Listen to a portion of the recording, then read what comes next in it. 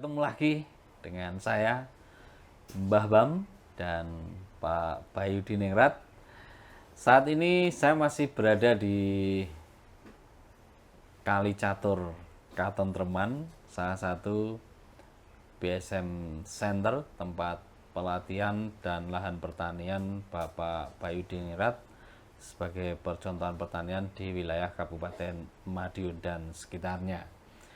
Teman-teman, kali ini kita akan berbincang-bincang kembali dengan Pak Bayu yang saat ini kita mencoba untuk live di YouTube untuk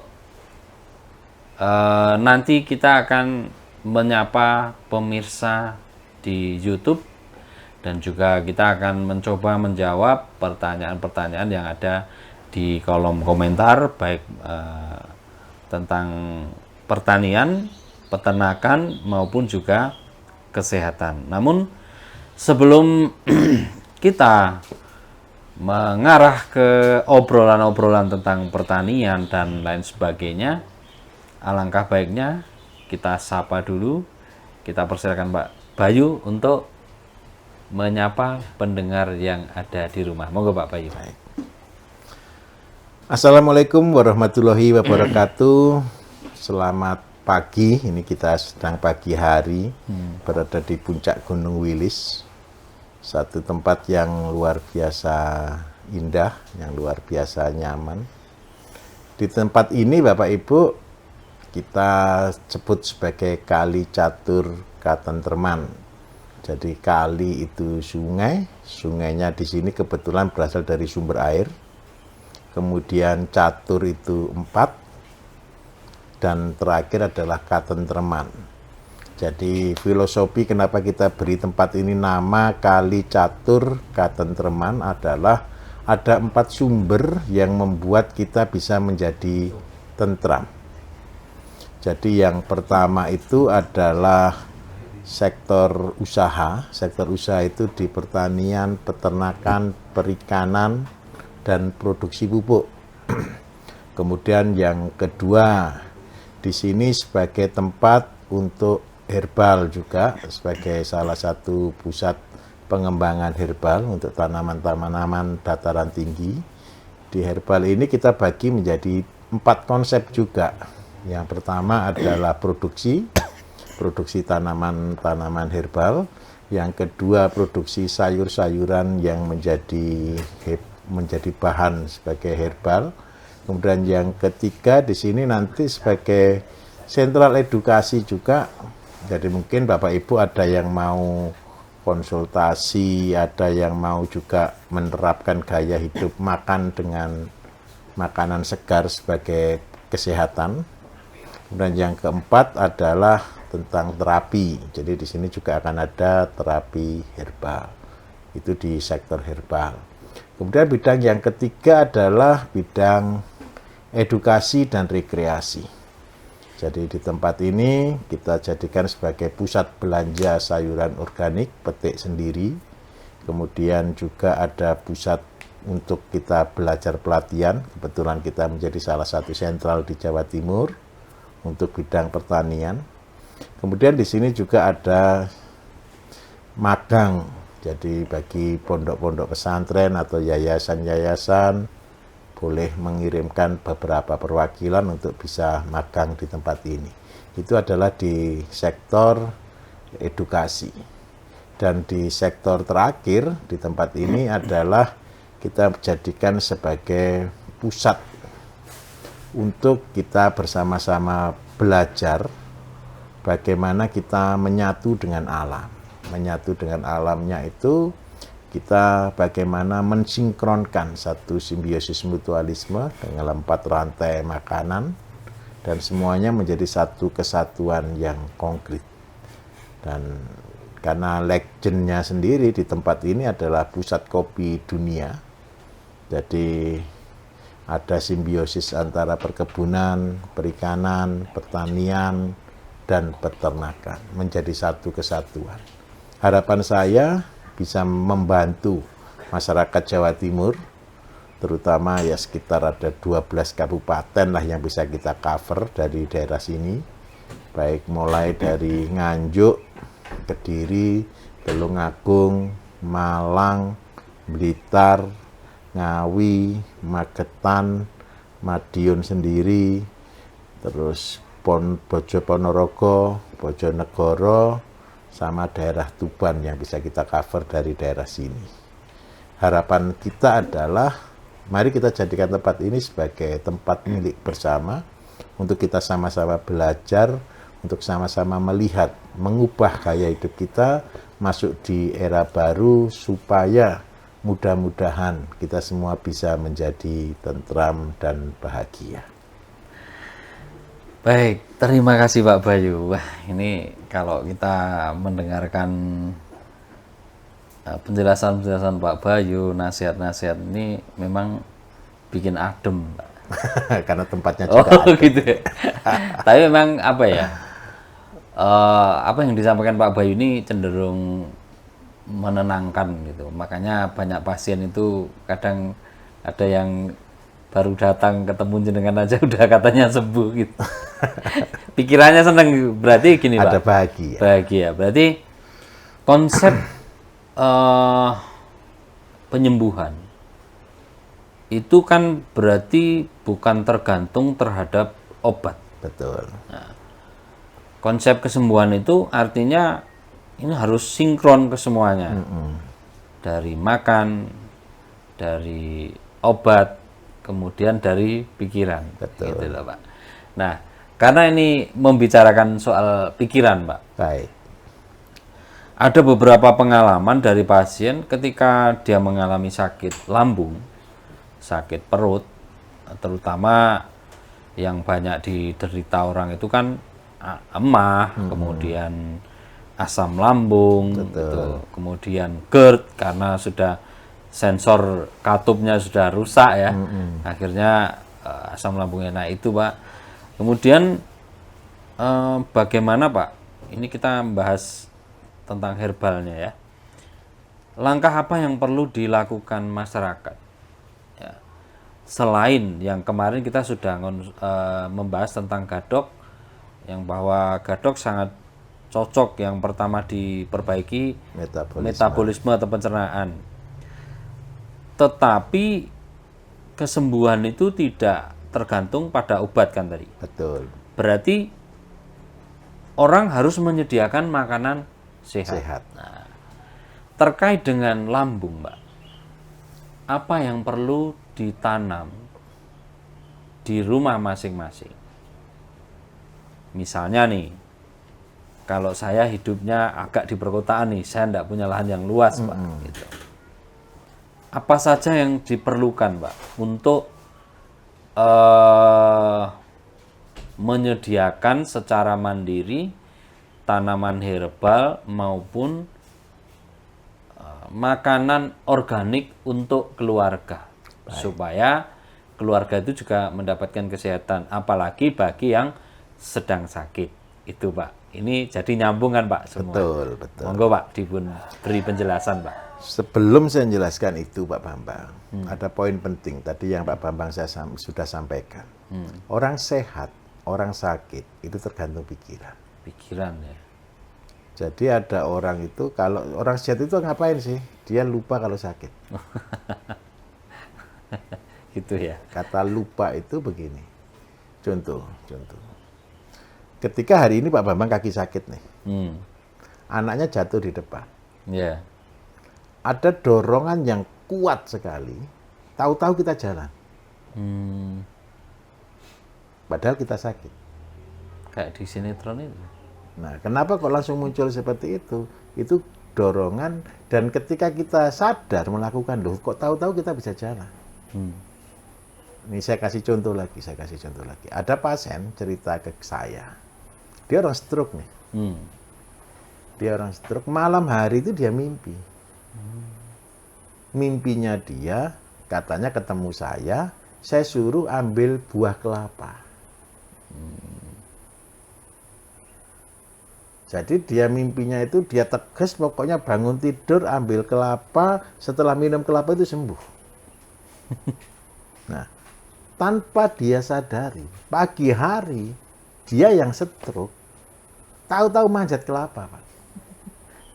Nyata ini, Pak? Ini nyata. Oh, Ini pernah kok kalau tidak salah di radio tahun berapa itu ya, sekitar tahun 2015-an mungkin. iya, iya. Bahkan yang keren dia nambahi sendiri atau gimana, pokoknya kelapa itu tidak boleh jatuh ke tanah. Saya sambil turun dipegang. Begitu dia sampai di bawah, dia sadar, loh saya tadi kan stroke. Berarti kesembuhannya di mana? Ketika orang bisa lupa. Lah sebenarnya di konsep kesehatan, yang paling penting yang harus kita sadari adalah konsep bahwa di dunia ini ada yang ngatur. Di dunia ini ada Tuhan, ada Gusti Allah yang berkuasa atas semuanya. Dan yang kedua, kita menyadari betul bahwa manusia itu adalah ciptaan. Dan karena kita ini ciptaan berarti kita diciptakan dengan tujuan. Nah, berarti yang kepengen datang ke bumi, yang membuat kita lahir itu bukan karena orang itu kepengen lahir ke bumi. Tahu-tahu ada di bumi. Tahu-tahu ada di bumi. Dan itu adalah prinsip dasar. Saya ulangi ya.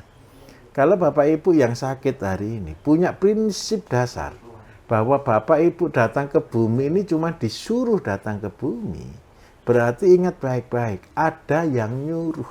Dan percayalah, yang nyuruh itu loh bertanggung jawab. Terus seandainya kita sakit hari ini, bagaimana kita mengubah pola pikir kita? Apakah kita memang diciptakan untuk sakit? Tidak. Dan saya yakin Gusti Allah tidak menciptakan manusia untuk sakit. Lah yang kita kenapa hari ini sakit? Kalau saya Bapak Ibu, kalau saya secara pribadi, ketika saya sakit, ketika saya diberikan tanda kutip kata sakit, yang saya pikirkan satu, ini yang saya lakukan, saya bersyukur. Setelah saya bersyukur, saya terus berdoa. Ketika saya berdoa, saya minta solusi terus terang. Saya minta cara. Dan saya melihat kenapa saya harus sakit, apa yang harus saya kerjakan. Dan ketika saya mengalami itu semua, insya Allah munculnya adalah produk. Kenapa kok produk? Ketika saya sakit, saya mulai meneliti, Pak. Seandainya saya sakit kaki atau boyok atau apa, titik-titik untuk terapi, untuk gerakan-gerakan tertentu saya kerjakan. Untuk membuat bagaimana saya bisa sehat.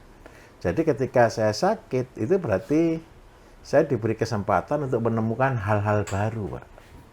Nah, itu tetap dasarnya adalah bersyukur. Terus yang berikutnya lagi, kita berbahagia. Karena apa? Tidak ada ceritanya manusia diberikan cobaan. Manusia diberikan masalah, penyakit atau apapun juga melebihi dari kekuatan kita. Itu hukum. Karena itu kita harus tetap bahagia saja, kita tetap santai saja. Nah, tindakan berikutnya ketika kita sudah santai adalah kita mulai beraktivitas, bertindak. Kita bukan berarti sakit terus cuman mengeluh ya. Setelah sakit kita mulai bertindak. Bertindak boleh Bapak Ibu berobat kemana-mana, tapi berobat terbaik, percayalah kata-kata ini. Berobat terbaik adalah membuat makanan yang sesuai dengan penyakit kita. Jadi seperti misal tadi Pak Bambang cerita, bagaimana setiap rumah tangga yang tidak punya lahan luas, tapi untuk selalu bisa sehat. Ini beberapa kunci, kata kunci. Manusia itu hidup butuh 5 hal pokok. Yang pertama karbohidrat. Yang kedua protein, lemak, vitamin, dan mineral. Nah, ketika 5 hal pokok ini kita bisa miliki, insya Allah tubuh kita pasti sehat. Nah, 5 hal pokok ini, seandainya bisa, ini cita-cita saya Pak Bambang. Cita-cita saya itu semua keluarga di Indonesia ini bisa sehat, tanpa obat.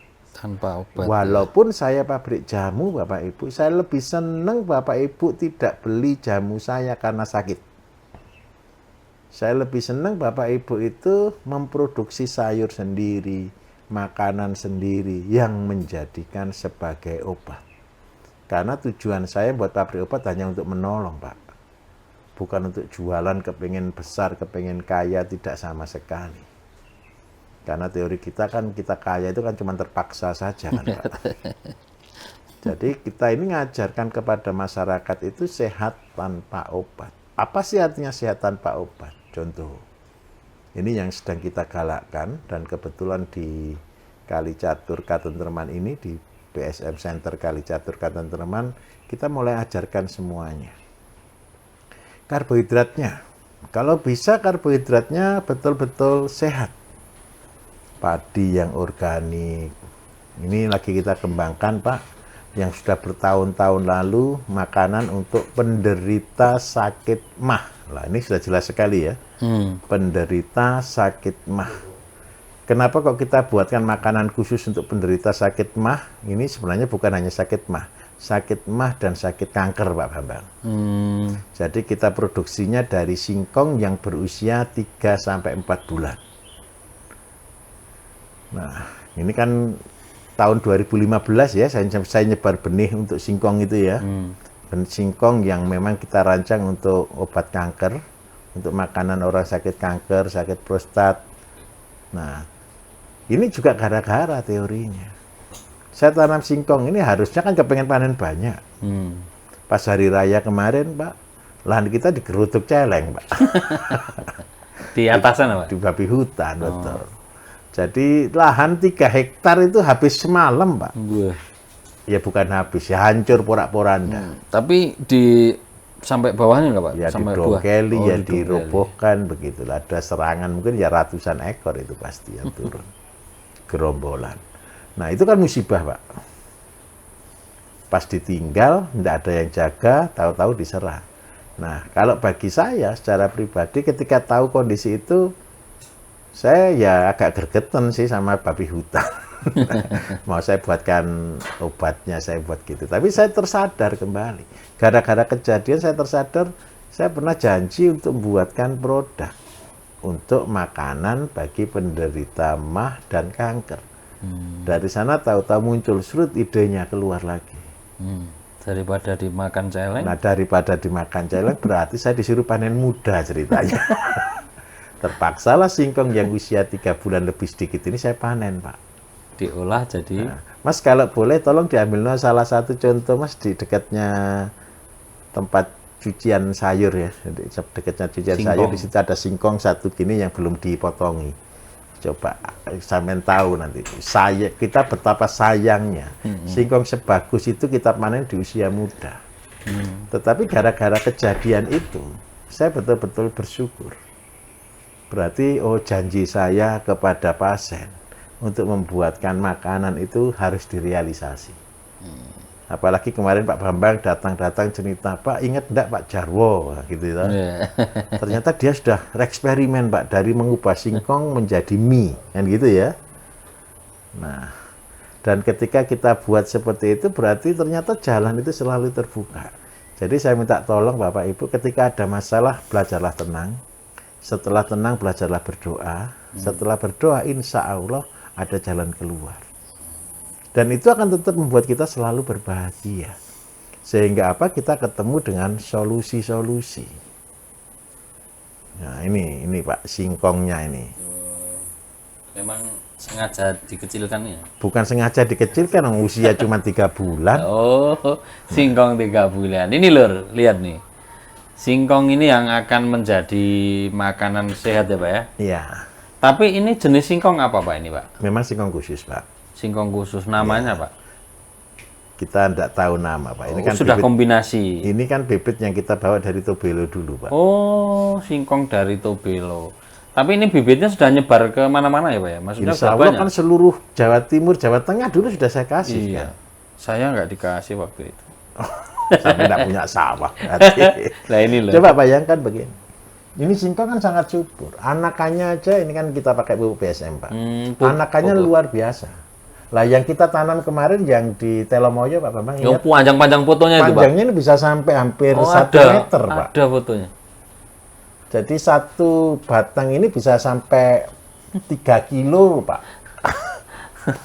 Jadi coba bayangkan, seandainya singkong ini saya tuakan sampai 7 bulan, harusnya bisa sampai 60, Pak. 40 sampai 60 kilo per batang. Ngopi dulu, Pak. Mari, iya. Per pohon. Anakannya segitu banyak. Nah, tetapi gara-gara dimakan babi hutan, saya harus panen 3,5 bulan lah, anggap aja itu. Dan itu, ya insya Allah ini kabar baik bagi Bapak Ibu yang lagi sakit mah. Sakit mah sebenarnya terbagus bukan begatul, tetapi begatul kan saya pakai karena tidak ada cara lain.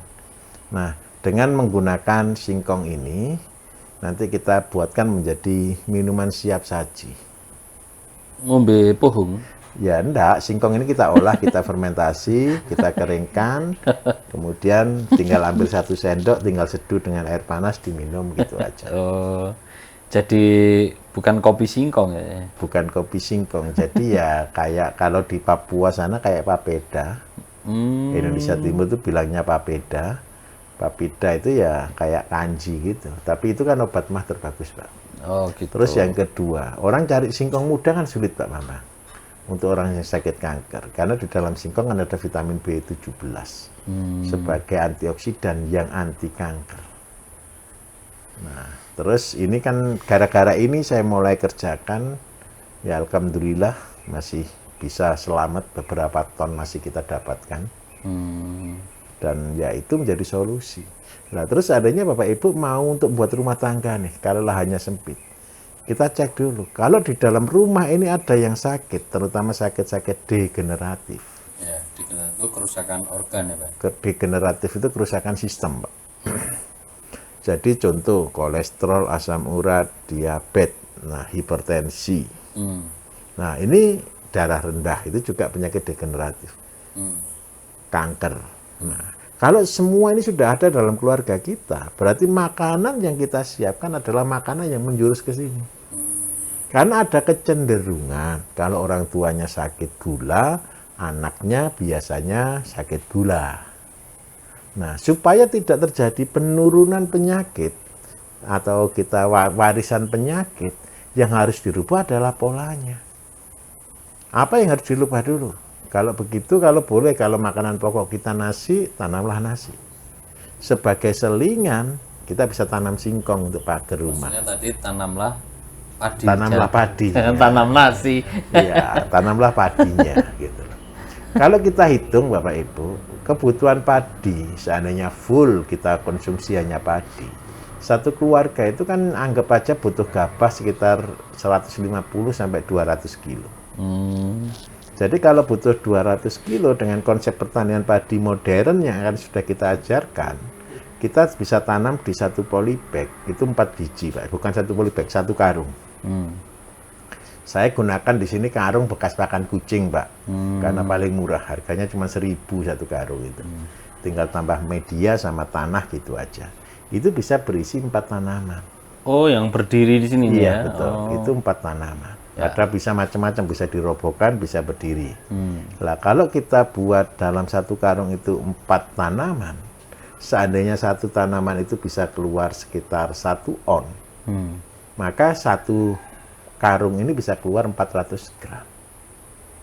Anggap aja setengah kilo kurang sedikit kan Pak, 400 gram.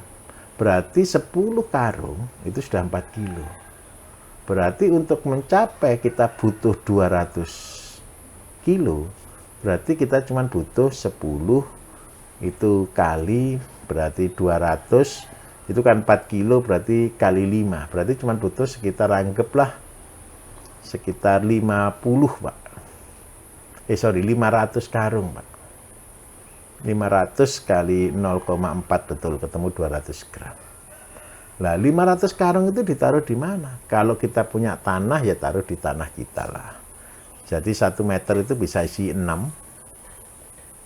Sehingga apa? Ketika isi 6 berarti anggap aja lah sekitar 100 meter persegi kalau di rumah kita. Terus yang kedua, kita juga butuh sayur. Sayurnya apa yang terbagus? Sayurnya kalau boleh sayuran-sayuran yang tahan. Bayam, kangkung, kacang panjang, pare, cabai, terong, tomat. Tidak perlu luas. Semuanya ada di dalam polybag. Nah, karena sekarang kita sudah masuk di era modernisasi pertanian, supaya controlling mudah, tidak ada rumput, penyiraman mudah, bisa gunakan sistem drip irigasi. Nah, tujuannya adalah ketika kita tanam-tanam sayur tadi jadi obat. Untuk pare, kalau penderita diabetes wajib ada pare di rumah. Wajib ada kacang panjang di rumah untuk sirkulasi darahnya. Wajib ada kenikir, wajib ada seledri. Syukur-syukur di situ kita bisa tanam semuanya dalam satu kawasan.